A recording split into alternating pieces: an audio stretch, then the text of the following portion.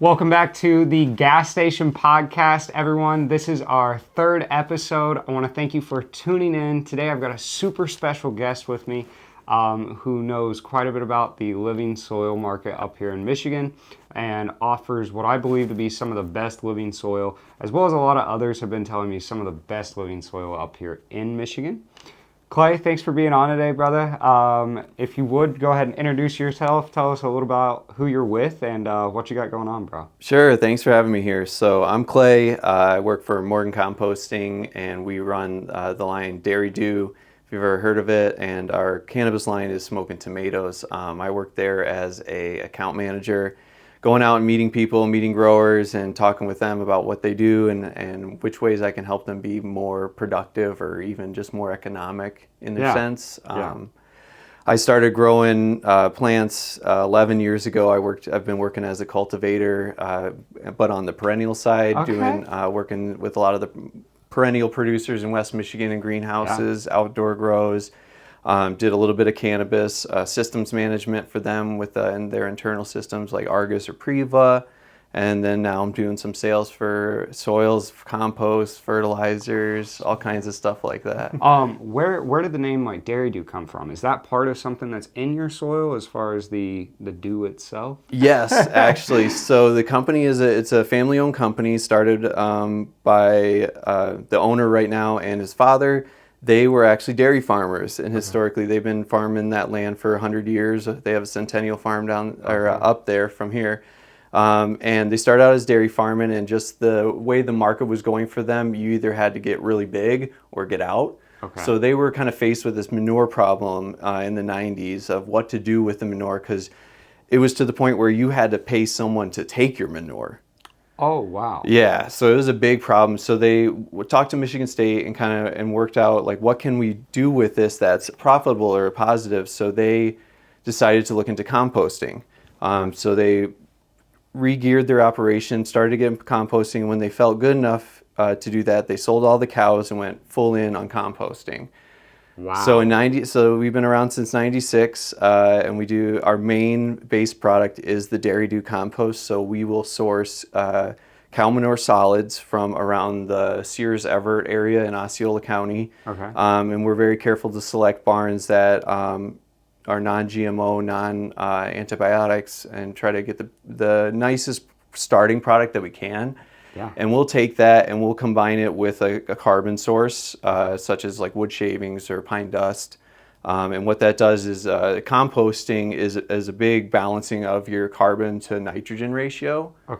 So as it digests, it takes the carbon and the nitrogen and forms it into a beautiful compost for you. So what we'll do is we'll pile all this manure kind of around this time of year. We'll pile it up, we'll add the shavings and get it to pre-compost over the winter. So they'll be in big cones, starting to digest, letting all the microbes and living things in there eat that carbon source and convert it and make it available to your plants in the end. And then come spring, what we do is we'll take that pile and actually put it into windrows to begin the final composting process. So and a windrow is just like a long triangle almost. If you took a triangle and just pulled it out into a long row. I'm with you. And so within that row, to be a compost, it has to stay at least 135 degrees Fahrenheit for 15 days straight. And through that, we'll go through with machines called turners. There are, depending on the size of the operation, it can be a pull-behind tractor or it can be a self-propelled one, where we have ones that we do for 100-ton mixes at a time. We can turn those. So that will go through there and aerate the piles so that it stays aerobic. So you're not getting anaerobic growth or anything in it, because that can be harmful for your plant. Can you help me? Sure. Anaerobic means it can live in the absence of air. So that's why, like, I'm with you. If you ever see a lake dredge or something, that horrible smell is anaerobic bacteria. Now I'm with you. Yep, but by keeping the air in there and aerating it, it lets off the nasty gases, it lets off the smell, and it provides oxygen for those microbes, because the microbes are actually what's composting everything. They're eating the poop, combining it with the carbon, and then at the end you have this beautiful organic matter with some nutrition in it. And it's just a rich carbon source, which is so, I mean, that's the building blocks of all life here, is carbon. No, absolutely. So once it's done with its 15 to 30 day composting, we'll pile it again and let it cure for another 90 days in a giant black cone. And the best part is when it goes through that composting heating, it kills all the pathogens, it kills all the weed seeds, and it just promotes the growth of your good bacteria that are eating that. So when you go, if you ever visit us at our location on M10, you'll see these giant black piles, and there's not a plant growing on it, because it's just pure compost. Wow. Okay. It's a really cool thing to see, because you can look next door at a topsoil pile, and that will have weed seeds in it. So it's a green mountain versus just this black gold sitting there. That is sick, man. It's wild. That is awesome. And just for people, I guess I didn't even realize how long of a process it took you guys to actually get from point A to point Z when you actually do have a finished product. That's a process. I mean, I knew composting takes a little while. I mean, I used to do it. I worked for a gardener growing up my whole teenage years. So he had his own compost beds, and I learned all sorts about raising pH levels and for different, potting soils and different plants, with blueberries and all sorts of different stuff like that. Can you maybe talk a little bit about why composting just in general and using compost would be important to gardeners at home, whether you're growing cannabis or actual plants themselves? Sure, yeah, it plays well into the living soil field, but the biggest thing is it can add, if it's done right, it can add the microbes and the colonies of your microorganisms for you. Like, it is biologically alive, so it will add that for you, so you'll have your kind of influx of life to help digest your nutrition and anything that it may find in the soil. It's going to be high in organic matter, so it's a very concentrated form. Like, to make compost, you have to start with 2 to 3 times the volume of your finished product, and it will compost down and concentrate all that carbon and organic matter into a final product. So it's very rich. You can't plant directly into it. Don't do that. Don't make that. Listeners, don't make that mistake. Okay, don't be planting into compost. No, it's treat it as an amendment, and that's what it is. It's not a soil. It's an amendment. It's an enrichment. It's an enrichment agent. So, and that's the biggest benefit, is that when people talk about green manure, that's when you're going to take grasses, or clover's the common one, like a cover crop, and till it under the ground to have it digest as your carbon source, as your nitrogen, as your biomass, to give you that organic matter. We do that ahead of time. So you're getting the final product right now as an available nutrition source for your plant. And not even just nutrition in terms of like NPK, it's the other things in there, mainly carbon and organic matter. Yeah. And that organic matter is what fuels all the beneficial microorganisms and bacteria and fungi in the soil. They feed off that. They need that there. That's why sandier soils are typically more dead. Wow. Okay. No, that makes a lot of sense. And I mean, you spoke on something that kind of just blew my mind. You guys are literally doing all the work and coming out with a final product that's this way, ready to go for a generation, I think, kind of industry that is very, I don't know, is like a microwave generation, I need it now, I want it now, like no delayed gratification. I need it now. We got to go. And I think it's very, very unique that you guys are able to provide something like that to the market for what it is that you guys are actually doing to make such a rich nutrient soil. So we talked a little bit about Dairy Dew. Where did Smokin Tomatoes and that type of stuff come into play? How did that come about? Where'd the name come from, if you know that, maybe? Sure, yeah. I think the name, to start out with the name, it's a kind of a riff, a tongue-in-cheek reference to everybody when it wasn't legal, referring to their special tomatoes or things like that. So I love it. It's just a little funny inside joke about that. And it really came about, I think we kind of reached our peak market in 2020 when everything was starting to shut down. Everyone was growing their own. Everybody was just really ramping up, and it was also kind of combining with medical legalization and the recreational market coming up. So that's when it really boomed, and we were able to kind of separate that.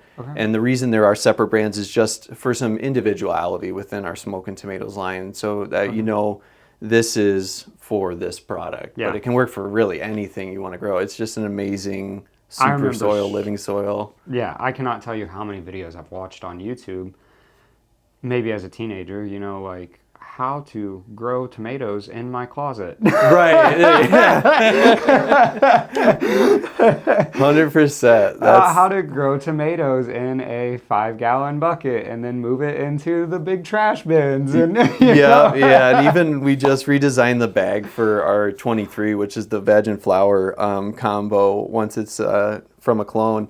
Yeah. And it's a rooted clone, and we actually did kind of a joke on that where we have the cannabis plants, but then there's like little tomato logo all over them, like they're hanging off it. That is golden, bro. So that is awesome. Definitely keeping the inside jokes alive. Yeah, I love that you guys are leaning into that. You know, especially as people who I feel like are really seeking out your guys' products. I'm sure if they're seeking out your living soil and those types of products, that more than likely they handle some other sort of gardening in their life too besides cannabis. Sure. As I've gotten into people who are really heavy about using like hash rosins and things like this that are completely solventless, and everything being organic that they're like consuming as far as their cannabis goes, their food oftentimes is the same way. Exactly. And if it's not, they almost feel like they're cheating themselves, and it's like, okay, why are we doing this stuff all for cannabis? Right, it's like skipping leg day. Exactly. If I'm going to shove McDonald's down my mouth and eat all this processed stuff. Yep. So it's been interesting to see the cannabis community, and then you have the other people who they're like, yeah, no, I want all my cannabis organic. But man, I'm hitting fast food as soon as I got the munchie. It's so interesting to see this back and forth, you know, that people sometimes have with themselves and with the market, but just interesting to say the least. But you know, we've said the word a lot, living soil. Can you explain a little bit, maybe what living soil is? For those who don't know, I know we talked about compost, and how it differs just from traditional soil mixes. Sure. So a living soil is a soil that's going to be overflowing with like beneficial microorganisms and microfauna, stuff like bacteria, fungi, protozoa, nematodes, and even worms and larger like detritivores, like pill bugs, things like that can break down those nutrients and make the whole idea of living soil is to make it easier for your plant to uptake nutrients and to strengthen its defenses. So with the living soil, it creates this food web between the plant's roots and all the organisms inside it, and they have this symbiotic relationship where the plant will give the microorganisms sugar and energy, and in exchange it will take the broken down nutrients from them. So the microorganisms in the soil will eat what you as a grower are putting in there or what already are present, and they'll poop it out as an exudate. And you know, the exudates have a wide variety of purposes, but the main one is the plant can eat that. So it may take, like, for example, your nitrogen sources, it may take an ammonia if you're using like ammonium monosulfate or AMS. And it can take that ammonia and eat it and turn it into a nitrate, which is one step in the nitrification cycle that the plant doesn't have to do, because the plant can absorb ammonia, but it doesn't love to. Yeah, no, do we want it to? Does it love to? Exactly. And the less energy it has to spend to convert those inorganic nitrogen sources or inorganic minerals and chemicals into organic building blocks that it can use, that's more energy that it can put elsewhere. It can put into being stronger, fighting off any septoria or any kind of invading pest, or even just towards your terpene and flower production. So you're really helping yourself out by giving it what it needs before it knows it needs it. So by cultivating that living soil, they're interacting, and the plant can give up to 30% of its energy and sugar content and production to the soil. So think about in your life, if you're budgeting, if you're putting 30% of your income towards something, it's important. Yeah. Like that's like housing, like basic needs. So to see that the plant will react so strongly to you giving it that environment, it means that you're doing something right. Bro, that's a unique way to think about that. I love that you put that in perspective that way, because that really does show you like how much effort that plant can be spent like utilizing, like you said, and working towards something completely different than fighting all that off. Like that is incredible to think about. yo, hey, we use this soil. Right. And because of this one simple change, you get what I'm saying? We had this output. That's crazy to me, to think about it. And I don't know about you, but consuming living soil, like products, for me, have a little bit of a different feel. Yeah, it in does. general, both high-wise and flavor, a lot of times. 100%. What about you? Have you noticed anything I like have that? too. Yeah, it almost like where if I'm consuming something that was grown in salts or like more traditional, I guess you could say, it's more of like a heady high for me. Whereas when I consume something that's been grown in a living soil, it just feels cleaner. I have a cleaner high, and it almost affects everything. Yeah. Like it's just that full spectrum feeling versus not like distillate. Yeah, no, exactly. It may sound crazy to say, but one of the things that I've told people when I am smoking something that is living soil, I feel like I'm just like on a perfect, like one of those perfect days, like it's just sunny out, nothing can ever Things go. are going all right. You know what I'm saying? You're just Leonardo DiCaprio strolling down the street exactly, bro. Just giddy and No ready troubles. to go, bro. And like you said, no, a lot of the more other ones that aren't can give me a little bit more in my head sometimes. And it's not that that's always a bad thing for me, but I don't know. I just like the perfect, like sunny, cozy, like Exactly. hey, everything's good type of feel. It might be a placebo, but like for me, it just makes me feel more grounded. That's exactly. It's like what I can go out and do things kind of thing, where instead of like just couch surfing. Exactly. Nothing wrong with that, but a time and place for everything. Yeah, no, for sure. Now, we talked a little bit about this earlier. We're going to get through the podcast. I know I am about ready to put you through hell after we get out of here as far as smoking goes. So, yes. However, I'm going to be smoking something over here. This is actually some living soil stuff from Adam's Family Farm.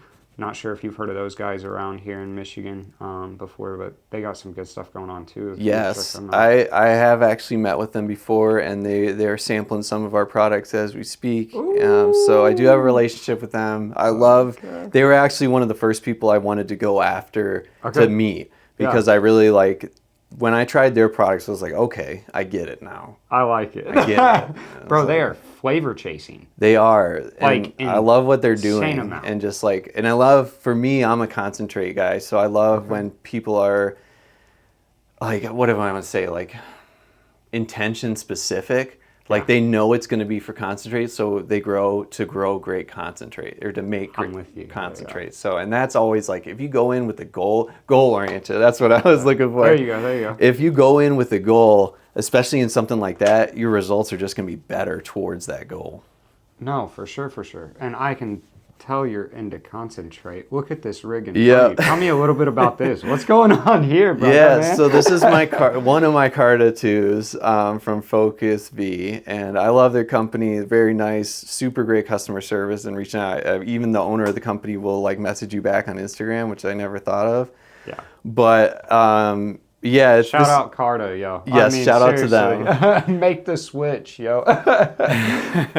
And then, so I've always like fallen in love ever since I met Dan Foster from Foster Glass. So big shout out to him. I got a penny on as well. I was about to say, that is sick, bro. A little birchwood. Yeah, like, so birch has always been my favorite tree for some reason. So when I saw his artwork and just like the realistic nature of it, and how he can like have the way his branches look and things like that, I was like, I gotta have one of these. So I bought a regular rig, and then as my e-rig journey developed, I wanted to make sure I got a topper for it. So I worked with him and kind of this was like the first one he ever made for a Carta.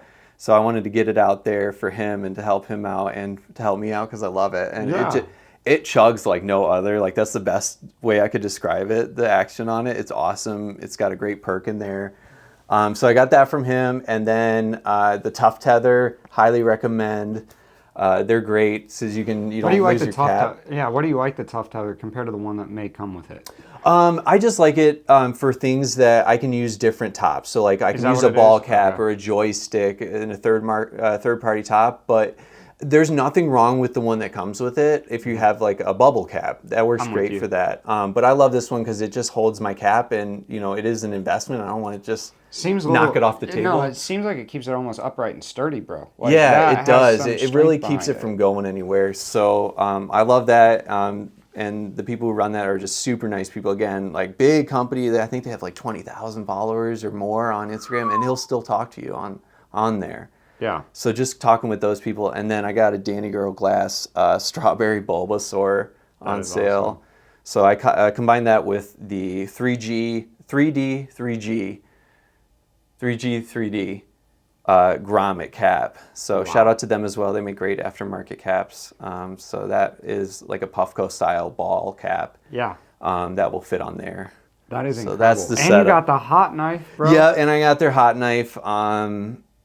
Yeah, I can't say enough about the Saber. It's so hot knives change the game for me. It's just so much nice, especially with an e-rig where it's not hot and it doesn't just melt off. Yeah. It just makes things simple, and theirs is really great because it comes with replaceable tips, and they're very inexpensive. I was just about to talk or ask about that. And yeah, it's really simple. see. So it's just like a twist, and it comes right out, and you can get them in like a 1-pack or a 5-pack, I think. And that is not the case with most. No, most if you break them, you're out $60 more. And this one's actually, it comes with a light too. It has a built-in light. So if you're dabbing at night and you're just like, I can't see this, you don't want to turn on all the lights, you know, you got the mood set.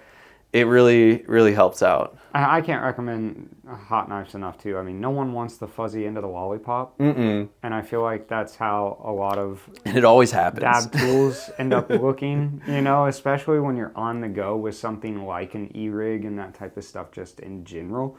Like, it happens, y'all. It does. Yeah. It ends up in the backpack. It ends up in the car, you know, whatever. And it's like, oh, shit. Yeah, and you never know until you're like ready to take the dab. Yeah, like, I know, bro. no. It's like, oh, now I What did don't I have do? anything. Yeah. And you got some rosin sitting out there too, right? Yeah, I got some rosin from a local producer from Muskegon where I live. Okay. My Canna Connection, so shout out to them. Some great stuff.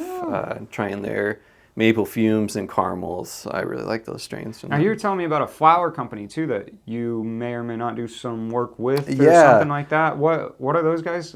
That's Sour Flower and Pawpaw. Hopefully they don't mind the shout out. I don't think they would. But they make great, just organically grown, really careful about their heavy metals. They, I give them testing on any product they try from us just to make sure everything's up to board. But just incredible, like really focused on the quality and just making not mids.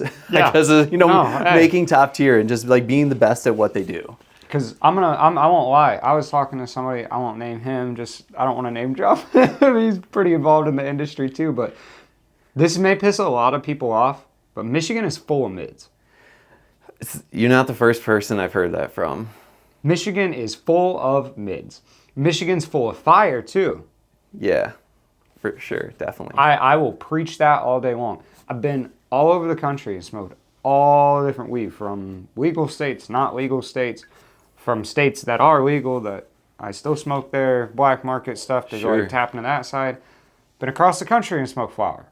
Like, at the end of the day, Michigan has not only, I think, the best pricing, but also the best, if you're going to have to regulate it, some of the best regulation too. I mean, some places you can't even buy what I can here in a day. Right. You hear what I'm saying? And then the other side of it too is just the quality and the overall grow. Like, yeah, like I said, we're full of mids. But at the same point in time, when you find those big grows that are doing it right, Adam's family, Yeah. High Tech, 710, Fair Booth, they are doing it right. Yes. Yeah. And yeah, they're like the few that I say are really priced correctly. Like, and it reflects, and I'm glad they're getting what they deserve. And I'm glad to shout them out too, because you're exactly right. It's hard to wade through like the flood of $20 mids. Yeah. Like $20 grams, that's like the hardest market to find a good one in. Yeah. Once you like break up on that, then you're in the people who care about it. It feels like once in a while you get someone who just overcharges, but for the most part, the market's stabilized to where if you're paying in the 40 pluses, you're in for a good time with your concentrates. No, for sure. At least from my experience. No, I agree with that. There's definitely, like you said, I feel like some companies too have a hard time switching over from being non-metric into metric. And you got to give them that, like, round or two. You get what I'm saying, to get it going. Because people don't understand. Most of the time that a like product from like when it gets harvested to actual shelf takes 3 months. Oh, yeah. So if that's the case, like, you got to think of all the different variables that could go wrong with your product that you've never had to deal with before because you've been in a non-metric market where you've been able to control them. You didn't have to hand it over to a transport company. Right. And even just like the shift that like I'm happy to see and kind of like developing is the shift from the basement mindset is what I call it, like where you can't grow at a commercial level exactly like you would in a basement and expect it to go well. Yeah, no, that's a big factor. So talk a little bit about that. Why is that? Why do you think that is, bro? I think it's just hard with the boom, and I'm not trying to talk smack about anybody, but just like with the boom of the industry, a lot of people jumped in thinking that they were going to change the game or like, I can do this at 10 times the size and things like that. And that's where we got the flood of mids, is like people trying to do the same thing and they're just like not using practices like normal commercial greenhouse practices or growing up in-ground outdoors like agriculture style. They're growing it like it's in the basement. They got to fine tune everything, and just certain things of that just cause issues, or like using certain products when you could save money on just more commercially available but just as good products, and just going outside of what's labeled for cannabis. And then with those savings, put it in investing in infrastructure or other things that you can do, or your watering systems or your greenhouses or your control systems that can help you grow quality product at a commercial scale. Yeah.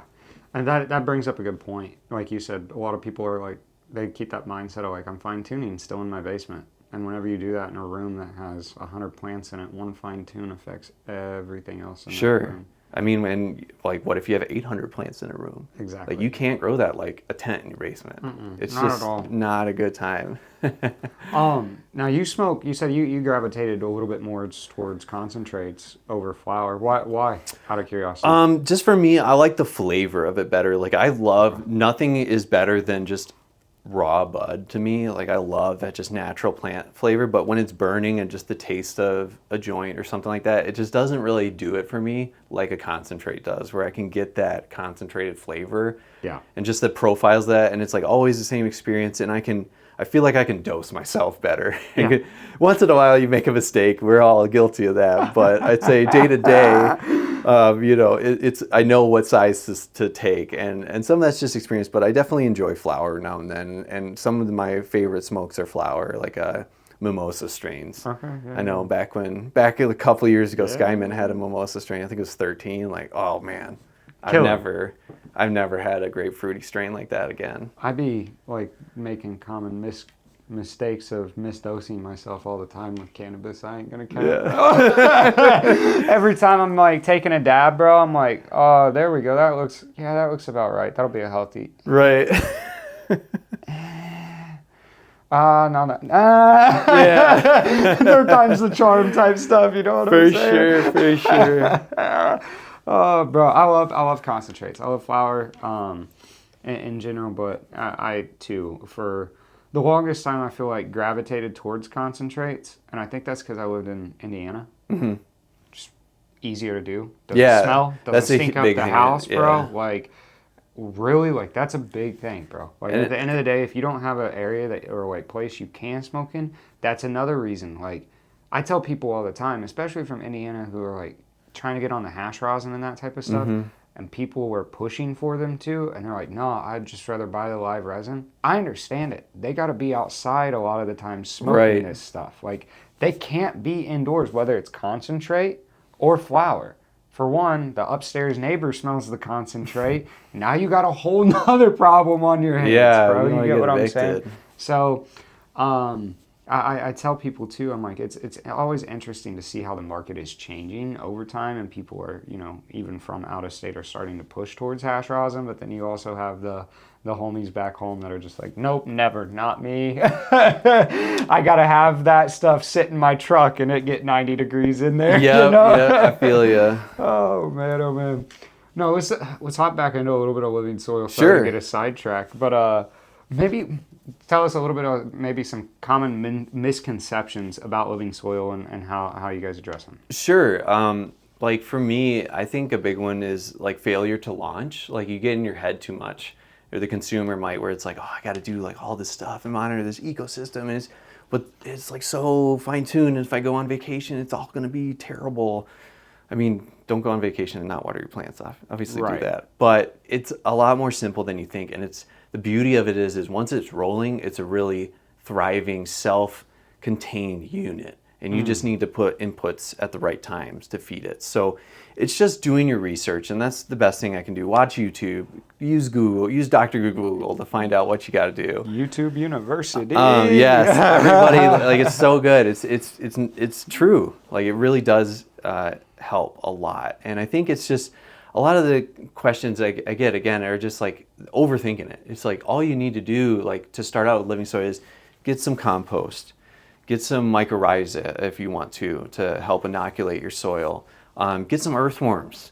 Yeah. Like, go to your bait shop and just buy some worms, or call me up. I'll get you some worms. We have our own vermicomposting facility. Plus, those worm castings are like insanely good for your soil. Okay, real quick, I want to stop you there because that's a good point that you're bringing up worms. Worms. What type of worms are used most typical? Do you know? I don't really know. I know red wigglers, which are That's fishing what I've bait. heard, like bro. Those are popular ones. But the coolest thing is just, again, and I know it's something that's a big part of living soil, is diversity. So get a couple types, because this one's poop might be great for potassium, but this one's better at eating phosphorus, or who knows. But that poop that they make, that the worm castings, as they call it, is super rich in nutrition. It's also biodiverse.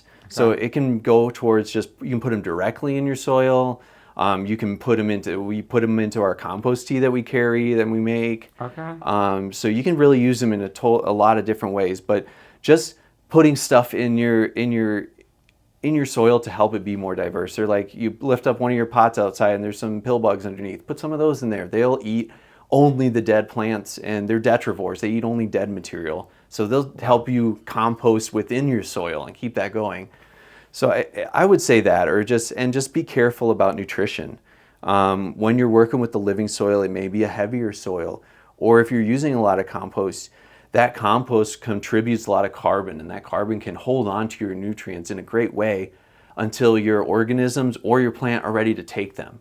So you can even back down some of your feedings. Okay. Or combine it with an organic feeding. Use something like liquid fish. Okay. So we work with a great company out of California called AgriThrive that does a liquid fish product.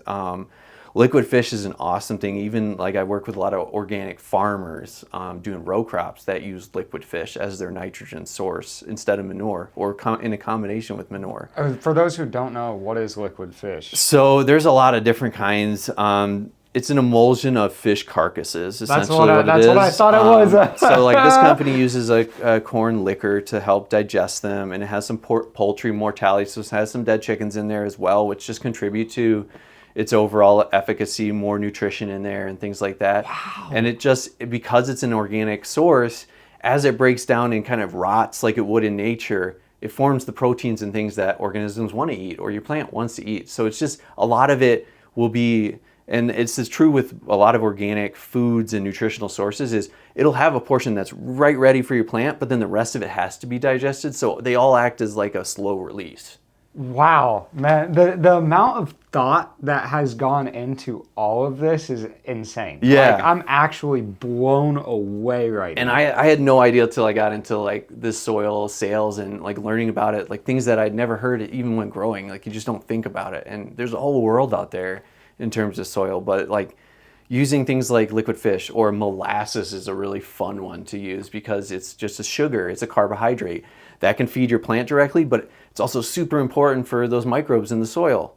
So that can help kickstart, or like give your biome that's in your soil a jump start by giving them some sugar. Yeah, no, absolutely. One of the biggest things that we were talking about earlier was I worked for a gardener, and when we were making compost and things like that, as well as taking care of the blueberry bed especially, we collected pine needles. Yeah. All season long, and would let them dry out, and because they end up so high in acidity that you can really, really mess with the pH level of those blueberries to pump up how sweet they end up becoming. Yep. Or how tart you end up wanting some of them to be. So it was incredible to see year to year as we changed, certain things, how it actually affected the plant. So to hear all these different inputs is going just into the soil Right. that may be growing my cannabis is just, my mind is swimming like that liquid fish. It's so cool. It's like, I love it. And I'm happy too, because this one doesn't stink really bad. Sometimes it smells like fish sauce. Like if you ever had fish sauce, it makes a good flavor, but man, it stinks real bad. But this one's like a kind of soy saucy scent. So it's nice to handle. Okay. Now, something, as I was kind of gearing up for this podcast and I started talking to different people about living soil and stuff like that, a common word that I had to kind of figure out myself what it even meant was hot. How hot or how not hot things are running and how it does, that type of stuff. Can you explain to me what hot is? Sure. And everybody else who doesn't know right now? Yep. Okay. So, and you won't hear a soil be called cold either. It's usually only referred to levels of hotness. Okay. It's the nutritional content of your soil, how much nutrition is in there. So, for example, you don't want to plant directly into compost because it's too hot. Okay. It's too nutrient rich and dense. It's it's like planting your plant in a bowl of fertilizer. It will immediately scorch your roots. Yeah. So in some cases, and the terms they use for over fertilization is usually burn, scorch. Yep. So that's why they call it hot. Just like you can overwater stuff and drown plants. Yep. Exactly. Okay, that makes a lot of sense now. Hey everyone, just want to take a quick moment and tell you about this week's sponsor, the gasstationofficial.com, where you can find all the best reviews, all the best how-tos, and the best merch in the game. That's right, there's a fresh merch drop on there, and I've got some new stuff that's going to be restocking and also coming on soon. So keep an eye out for it. Sign up for the newsletter if you haven't already and want to be the first to know about that stuff. And without further ado, let's hop back into the podcast. Yeah, because that's something I heard consistently, is that all the way through this entire thing is like hot, not hot. I'm like, what are we talking about? Like, are you guys talking like temperature wise? Yeah, and sometimes you can get that in living soils if you're not careful and you create too much of a composting effect in your soil. Typically it can rise in temperature? Oh yeah, composting is an exothermic process. So like if you mix manure with a carbon source or a nitrogen source, it'll start off-gassing ammonia. It'll get really hot. That's why the windrows get to 135. Yeah, we don't heat them. They heat themselves. It's an exothermic Dude, reaction. So you'll see the pile steaming. That is insanity. Yeah. It looks like something's on fire out there. Yeah, it's wild. And sometimes, like, if people are blending certain products, like a synthetic fertilizer or something in a compost pile, they can catch fire.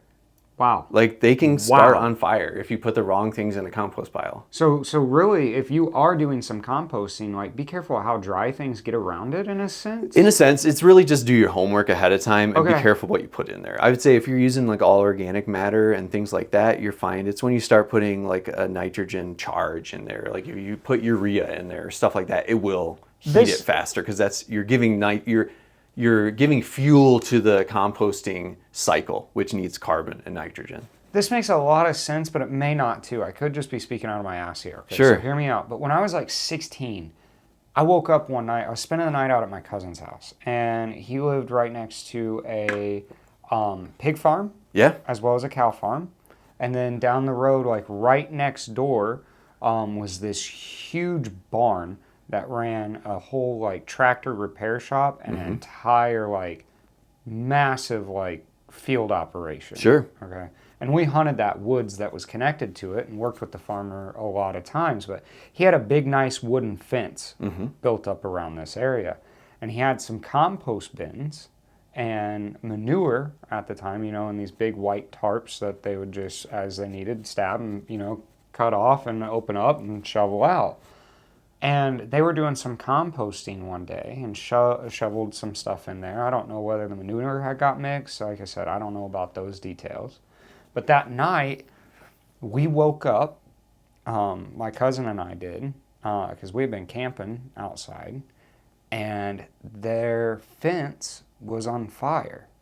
And I'm not talking like it wasn't just engulfed by any means, but you got to think these are big, like old style, like barn, like beams, like bro, telephone wood. pole style Right. stuff. Yeah.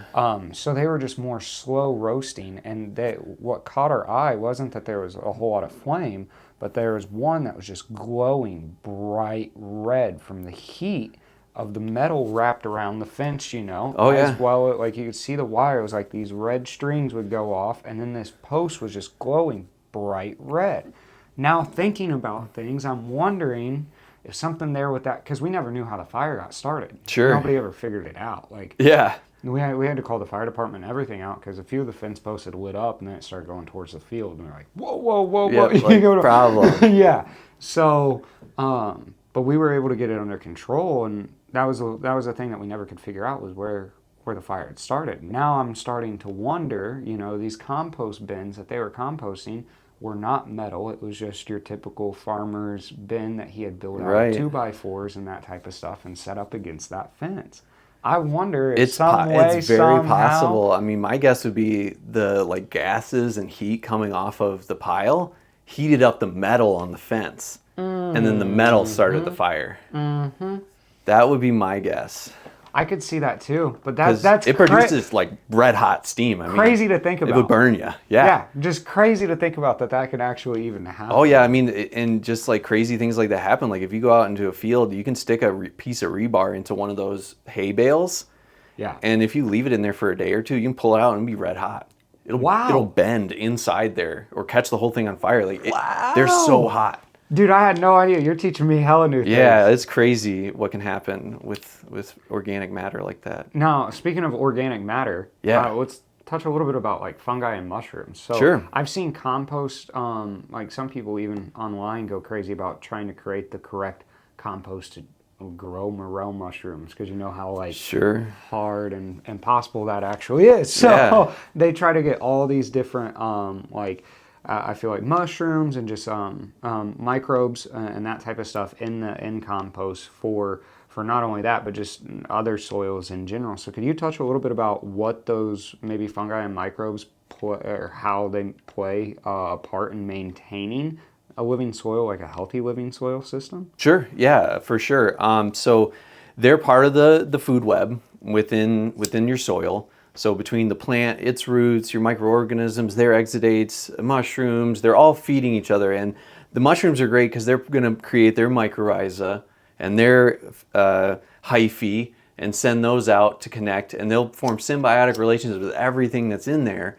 And they can indicate how things are going. But then they can also exchange nutrients with two, warring countries or warring factions. Like they don't like each other and they won't talk directly, but they need something. They can mediate between the two. That's insanity. Yeah, and it all just works to better themselves. Like, and the more healthy competition and like good bugs and organisms and things you have in that soil, the less room for the bad ones. So it's just inherently, like sometimes people don't have to spray when they grow in living soil. If they grow organically, they're spraying a lot less than people who grow conventionally. I got you. So just the plant can defend itself better. It has a better support system. It is exactly what it is. It can support itself and it can lean on its friends to say, hey, I'm in danger. Or like they can sense something like, hey, something bit me. You might want to turn this chemical on. And then the plant will respond by turning that chemical on as a preventative defense against some invader. Crazy. It's like they're like literally mods, like moderators. Yeah, they just communicate and it creates a symbiotic relationship with anything. And the other cool part is by having that living soil, the organisms, when they produce those exudates and release those chemicals from their body and even the roots, they can work as a glue and form aggregates in your soil, which is what you want. You want aggregate particles, which means your soil is clumping. Like if you ever take a big clump of soil and drop it, it'll form little balls. It won't just like splat like sand. Right. And having those aggregates will form air pockets, which are your micro and your macro pores. And that's what the water and nutrients go into. Okay. So if you've ever like overfilled your pot or pressed it too tight and you just pour water and it sits on top forever, it can't infiltrate. That's what helps with infiltration, is breaking that soil apart in a healthy way, a natural way. I got you. So it just helps everything absorb and stay within that soil because it can hold it too. So Yeah. you're not flushing things through. I got you. Yeah, being in Indiana and looking at a lot of fields and being around farmers and that stuff who go look at fields and see, like, is this where I want to plant and things like that, and studying their soil. A lot of times, now that you say that, I never knew what they were doing. I knew they were looking at the soil, but a lot of times I'd see them take a shovel out there, Yeah. and just kick up a little bit of dirt. They're looking at the structure, or they could even be taking a sample to test it. Yeah. That's something we do, is we encourage people, like whether you're a grow, a homeowner, or a big farm, like you can send in a soil sample, we'll test it, and then we'll give you a recommendation for an amendment, Wow. a custom blend that's tailored just to what you want, whether it's a potting soil or in-ground amendment. Wow, that you led right into my next question, man. So, like, yeah, how can home gardeners start transition into like living soil systems more efficiently and that type of Get some compost. I'm biased, but get some compost. That's a big one. Even just talk to, if you got a neighbor that has chickens or cows, like try some of their manure, or find manure related products, especially if they're living and not heat treated. Feeding your soil, doing your research, but like looking into carbon sources like humic or fulvic acid. That's a new one that I learned since working here. But just though they're amazing liquid carbon sources that can help stabilize your nutrition, stabilize the way you're feeding, sequester nutrients for you, and even move nutrients within the plant that are typically immobile because that carbon can grab it. So those are awesome ones to try.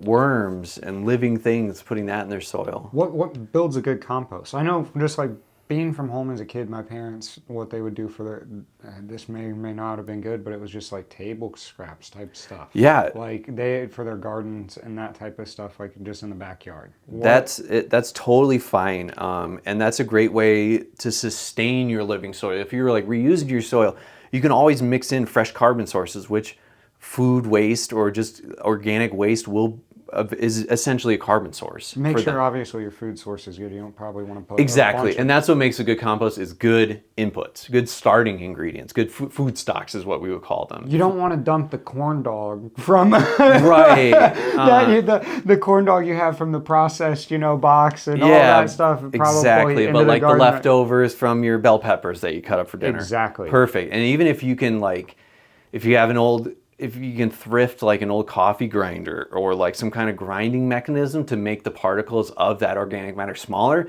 it'll digest faster. Okay. So that'll speed up the process, and then you don't have these giant bombs of like something living, because that could invite problems in. So just be careful. Probably attract some animals and things you don't want in there. Yeah, you don't want a raccoon digging in your plants and ripping them out. Right. That's no fun. Yeah, no, facts. So just be careful, or like if you have one of those compost turners, just remember to do that, and put them in there. Things like that can help out. Yeah, quite a bit, it sounds like. Now this is kind of a little maybe off brand, maybe even off topic, but I have a friend that recently did a study in, I think it was in Massachusetts. They're doing some stuff out there with not cow poo or dairy do, but fish poop. Yeah. Have you heard anything about that? It's funny you mentioned that, because I actually do have a customer I'm talking to that does fish poo in his fields. I haven't gotten too into it, but again, it's just an animal manure, and it's going to be a biologically active thing. I've definitely heard of fish before, especially if people are using like flood floors where they have like a expansion tank sort of, or like a holding tank where they flood the water in and out. Yeah. They may grow fish in the bottom of that will eat all the problem things that may be in that water, and then as they poop, it kind of makes compost tea. That's literally what it was. So they had this huge, I can't say it's exactly what it was, but it was a huge tank, and the tank was separated into two halves. Mm-hmm. And you had all these fish up top just swimming. And you could see their poo. It was sifting down below. And they had these other fish that were down there that were like these little, just like tiny, like shiny, almost like swimmers. And you could barely see them unless you got real close. And those were kind of going all over, but two different directions of current is what it was. So top was going this way, the bottom was going this way. And then the way the filtration looked like, it flushed out, the bottom after that poo settled, it wasn't as strong of current on the bottom. It kind of flushed out the backside there. But it was just interesting to see that, like, once again, the fact that our weed is getting to this point, like... Yeah, there's some crazy, like, far out stuff. Like, I've heard mealyworm poop or, like, insect frass and seabird guano or bat guano or, like, all kinds of different stuff. And I love it. I think it's cool and innovative.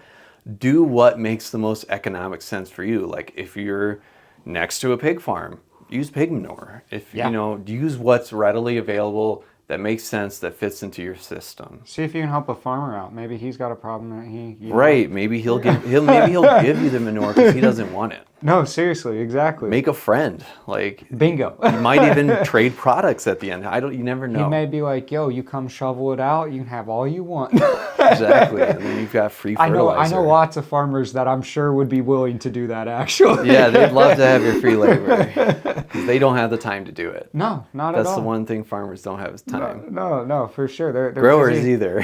Facts. They're busy helping us smoke and eat. Yes. Seriously though, man. What are some sustainable practices you recommend for maintaining living soil over some time? Get your soil tested. That's the biggest one. You've touched on that twice now, so that's a big component. That's a big one. You guys handle some of that? We do, yeah. Okay. You can send us soil samples. How do you reach out to be able to do that type of stuff? Do you know? You can call me directly if you want, and I can walk you through it. We'll put my number somewhere, my contact. Yeah. Otherwise, you can go to our website, dairydew.com or smokintomatoes.com. No G in the smoking. G's right here. No. Hey, attaboy. Put it in there. Yo say L. He is him. Yeah. So you can do that. There will be a section that says like testing your soil, and it'll have a guide of how to take a soil sample. It'll have a form that you can fill out for us, and then you basically just put it in like about a quart or 2 cups of soil in a little baggie, sealed baggie, please, like a Ziploc, and then send that to us. We'll send it to the lab. We'll get it back. We'll take a look at it, and based on how you're growing, and we may even reach out to you and ask you questions like, how are you growing? What's your pot size? Are you in ground? Et cetera, et cetera. What are you looking for? And then tailor an amendment or potting soil to your needs. Wow, that is nice. So yeah. You get a custom fit. Right? Yeah, it's included in the price of the soil test. And you can do a variety of different tests. Like you can do a basic test that'll give you your NPK and a few micros and macronutrients. You can do a soil health test, which is a little more pricey, but it'll look at like respiration, like what's your microorganism community in your soil doing? How are they doing? Because that's how they measure it. It's like how the soil literally breathes. Yeah. They use air too. And just seeing how that community is doing and having a water soluble portion of the test, which will show you what nutrients are readily available to that plant as soluble. So there's a lot to it, but I would say best practices are test your soil, know what's in there, give it what it needs, which you'll know from the tests. Keep putting in organic matter while monitoring. And the soil test will give you a percentage of your organic matter, but you can lose, of the organic matter you have, at least in farming, you can lose up to 3% of that every year, just through practices. It's just gone. So you have to at least put that back in just to maintain. So if you're like trying to amend your soil or build like an in-ground thing, you got to go above and beyond to start. You have to, cover your needs and the plant uses, and then go and start improving on that soil beyond. So just know what you're doing, give the nutrients it needs, and do your research. How often would you recommend testing? Would you? Because I know, like in the beginning, obviously you want to test, see where you're at, sure, get everything fixed. Then after that, do you like send some more tests in? Like, yo, am I good? Would you wait a few years? Like, what do you think? I would do it at least yearly if you're reusing the soil, and especially if you're seeing problems with the plant, you can do a tissue test. We don't do tissue tests, but there are labs that do. You can do a tissue or a soil test, and that should. And sometimes knowing the difference really helps, or having both that information, because say your soil could be high in phosphorus, but then you look at the tissue, and the tissue showing low in phosphorus, and that's the problem you're having. Whereas if you looked at only one of those tests, you'd think you'd only be seeing half the problem. I got you. No, you wouldn't get the whole picture. So it helps you really narrow down what's going on with your plants if you're having a problem. Right on. And I'm sure, as people obviously compost and make compost themselves, there's going to be some sort of impact. But maybe what sort of environmental impacts are there with using living soil compared to synthetic fertilizers? Sure. So living soil will always help improve the soil, I would say. Even if you use it and throw it out, wherever you put it, it's going to be contributing to it. It keeps living. It doesn't die. Yeah. Unless you kill it and bake it, it's not going to die. It can always be revived. Oh. So it really heals where you put it. It can heal the environment around, and not just what directly touches it. Like you said, like the food and stuff, it can heal you if you eat healthy living soil foods or smoke living soil products. Whereas a lot of inorganic fertilizers or salt-based fertilizers aren't very friendly to microorganisms. They're not fatal, but they're not doing them any favors. And they can knock back or stress out the environment. Some of them, depending on if they're used improperly, can leach into waterways or places you don't want them. That's a big problem. It's just, you have to be really careful. I mean, again, anything can be used improperly and be a problem. Like even manures and organics. If you just like dump a truckload of manure in a lake, it's gonna kill all the fish. Yeah. So if you dump it around the lake, it'll feed the plants there, and then they can create what's called a riparian border of plants that catch things running off the field. So it's really, there's not any downsides to living soil. But if you're using conventional, just be careful how you do it. Do it responsibly, And you can even take that old soil and compost that, and sometimes that built up salts in there can break down. And if you add microorganisms to them, they can digest that and create an organic source. So there's always ways around it.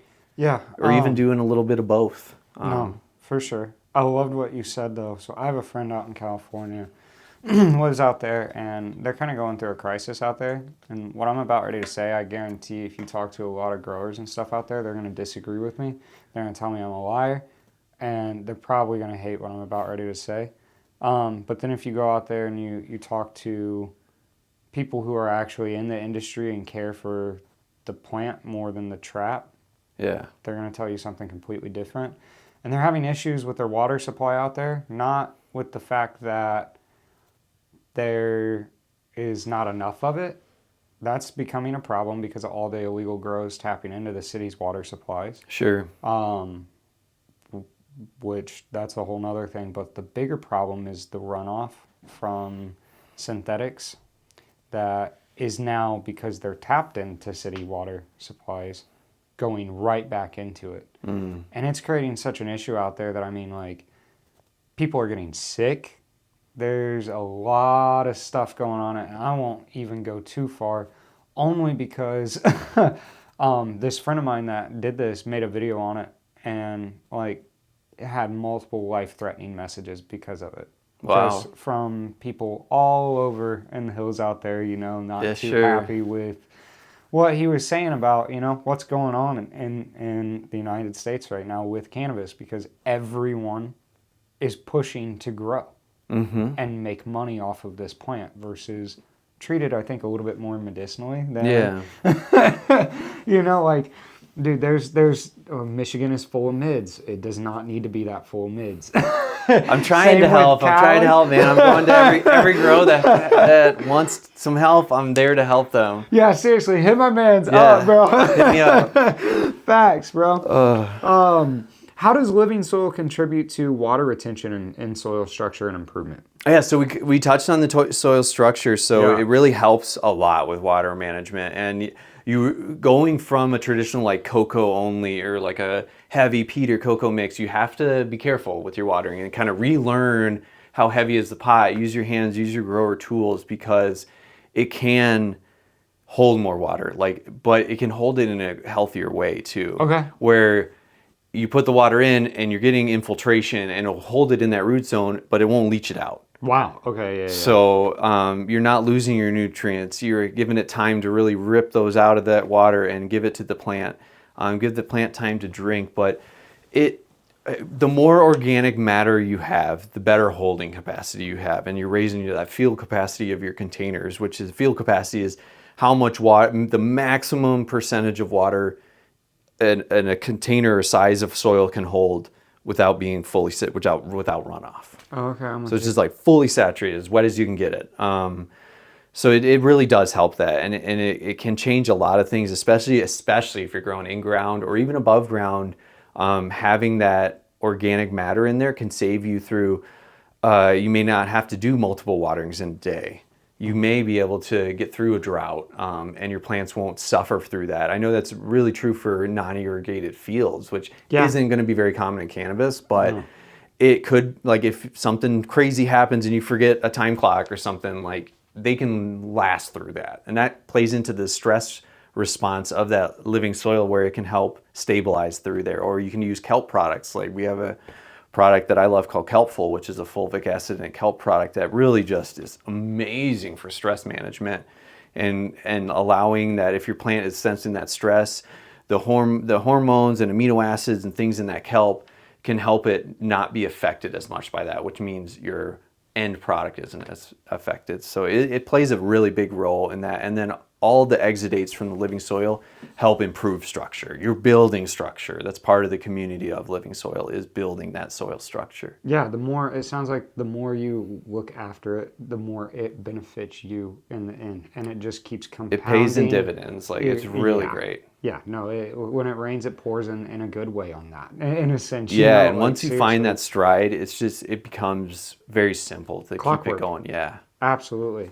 So what exciting developments are, I guess, research maybe happening right now in the field of living soil that people should know about, whether it be in cannabis or whether it just be with dairy do? Is there anything new on the horizons? Or sure. What are you guys? I mean, there's always something new, but something that's really cool that I think is DNA testing of your soil. That's becoming more affordable.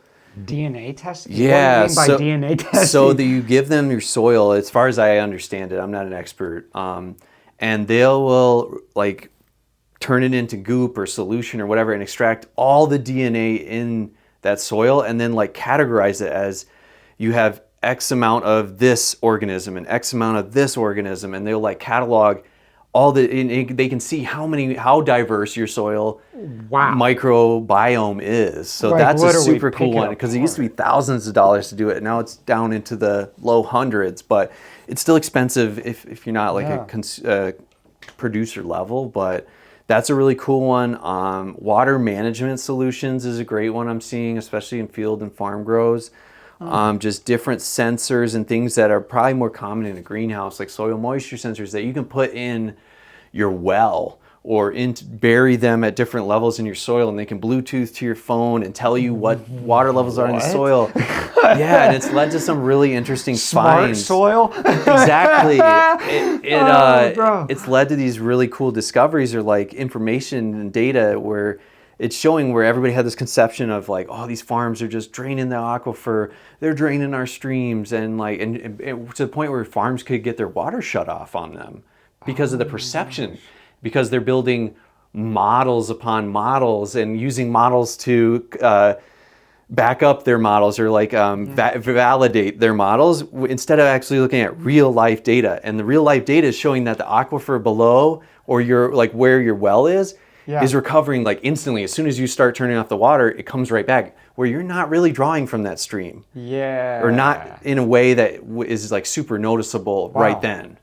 Wow. So just like the knowledge is power, and just like the more things we learn about soil and water and conserving our resources and treating the earth better, like those are exciting for me. And specifically for cannabis, I'm loving the movement of treating it as a plant, especially for outdoor grows, where they're moving from pots on top of the ground to in-ground grows. Yeah. Where you're treating the ground, you're using amendments like I work with farmers on, and we can do the same things for them that we do for farmers, and just building their soil where it's a long-term investment, because they are using the same soil, they are using the same earth that they're growing in, versus like composting your pots and then reusing that, and like even if that is a renewable, like that's great. I love that. There's nothing against that. If that's your style, great. Like if it works for you, cool. But I personally like in-ground. I think it's really cool. Yeah. And you can do a lot of different things with growing in-ground. So I'm working with a few grows on some potential in-grounds for next year. That's going to be interesting, man. Yeah. Yeah, no. And the root structures on those are going to be crazy as well. Exactly. And after you cut them, those roots die and produce humus. They turn into humus, which is black dirt. So it all comes back. And like even if you're using organic nitrogen sources or nutrient sources like chicken manure, not all the nitrogen's available for consumption that first year. So you're like, it's like a savings bank. You're putting 30% of that nitrogen that you just paid for towards next year. Wow. So like next year, if money's tight or like the operation didn't do as well or the market got flooded because it's Croptober, you can spend a little less on fertilizer, put a little less down, and get the same result because you're using 70% of what you did last year, but you got that 30% that you carried over. So now you're back at 100. But then the following year, you gotta pay that bank back. You gotta pay that loan back. Dude, that's incredible though that you can actually work soil. Yeah. Even like that. Like you can take care and be an actual caretaker of the land you work. Yeah, that's incredible. Where it becomes a living thing. Dude, that's... Yeah, it's like giving me goosebumps. No, that is... like I said, my mind is just swimming in the information, the fact that all of this has even been thought of.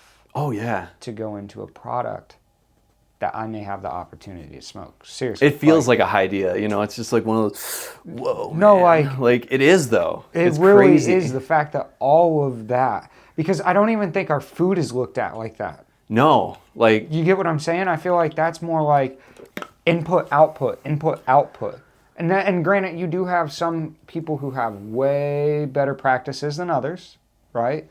But at the end of the day, I feel like, especially like our government and things like that, like our food is not that like crazy regulated. And like something to blow your mind too is I've heard of like developments where there's things that can, like an app that can go on your phone and you like connect a special camera or like a LiDAR, like a LiDAR detector, and it can measure the nutrient content of your food. So like and changing like what if food is like cannabis, where like, I mean, I hate to use like THC hunting, but like but let's say it affects, like if you want the premium bud of food, it's classed like that, it's tiered like that. Like maybe you can't afford the premium, but like when you pay for that premium, you get more nutritious food. That would be crazy, dude. That's absolutely insanity. Imagine a market being like a dispensary. Like you can go and just pick out like, oh, I want quality. That dank apple. Like I want that different quality and tiers of. Where you can see like the nutritional load and the reward from how that person grew that food and produced it. Yeah, that would be incredible. No, that's. The fact that that's even an option or beginning to be an option is insanity to me. It's wild. Bro, I want to touch on one last thing. Sure. And we'll get out of here. And this is just kind of me remembering some stuff that I was doing when I was making compost. We used a lot of fire and ash. Like, do you guys do any of that? Maybe not, but we do. Like, that's actually a really cool project that'll probably blow your mind too. So we do use a wood ash product, and wood ash can be a really neat thing. It's usually used as a potassium source. It tends to be high in potassium, tends to be high in pH. Yeah. So we can balance it, but it can also have really interesting effects when it's combined with other things. We found, like, we have a product called Layer Ash Blend that's very popular, especially with gypsum.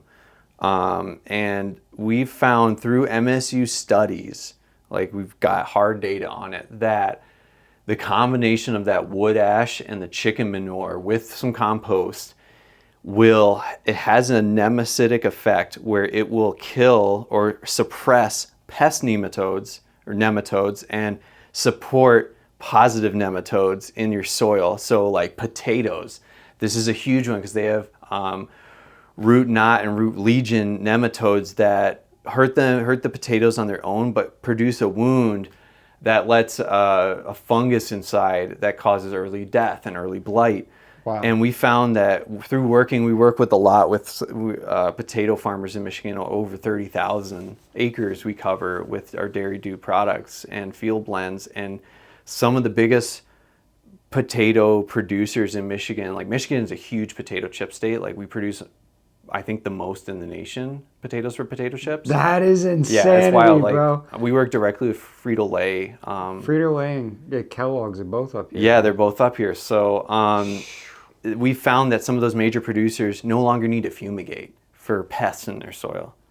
And fumigation is horrible for the soil. I mean, it does its job, which is to kill stuff. Right. So like the fact that they could not do that is like unheard of for us. Like we were like, are you sure? Like, are you sure about that? Yeah. But so far it's working. And that's just, again, the power of living soil. Dude, that's once again, just mind blowing again. It's one of those deals where I don't understand why people wouldn't start pushing this way more and more and more. And I seriously hope the industry does catch up. I hope they get with you.